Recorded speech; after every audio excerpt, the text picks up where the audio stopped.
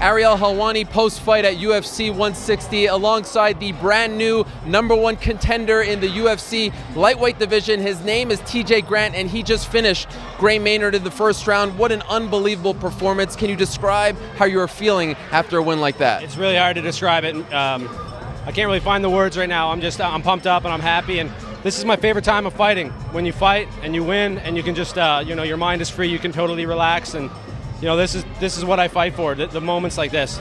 You mentioned in the post-fight interview with Joe Rogan that you were talking to your coaches about the fight kind of unfolding that way. What was it about Gray Maynard that made you think you would be able to finish him like that? You know what? He's an awesome fighter. It was just stylistically, I figured it had to be done on the feet, and by no means did I think I'd get it done, and that fast in the first round. He's dangerous, and he hit me with some good shots early in the round, and I definitely felt them. But you know what I mean? It's really important that you let him know you're still there. What was going through your mind when he was tagging you early?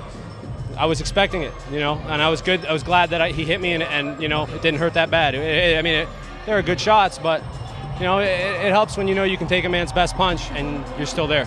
At what point did you realize he was done? Any specific shot that you landed? You know what? I landed a couple of little shots, and then I just felt like I was getting my rhythm and starting to get comfortable. You get out there and you have all these plans, but you got to really settle down. And once I started settling down and I started, changing levels, attacking him, I felt like. But again, it just everything unfolded perfectly. I can't really describe it. I know you heard the chatter about some people being surprised about this fight being a #1 contender fight. Did you use that as motivation? Did you feel like you needed to do something spectacular like that to prove those people wrong? You know what? I don't need motivation from, when Dana said the title fight, I didn't need to kick him in the butt, I was ready to fight Gray Maynard. To me, it's the toughest fight of my career, and that's all the motivation I needed. And I don't fight for any other reason but to finish guys. I don't fight to win decisions. So, I know if I go out there and fight my fight and do what I'm trained to do, then the fans are going to love it, and I'm going to win. In your athletic career, have you ever been this confident?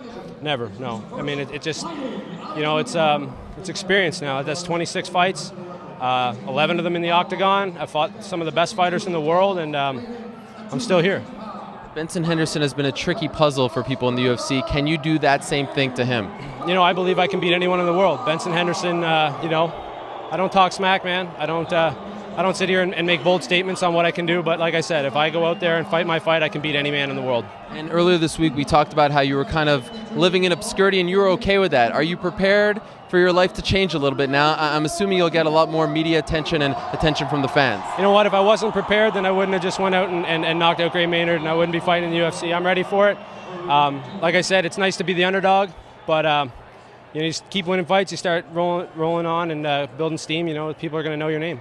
Congratulations, TJ, and good luck against Benson. Thank you very much.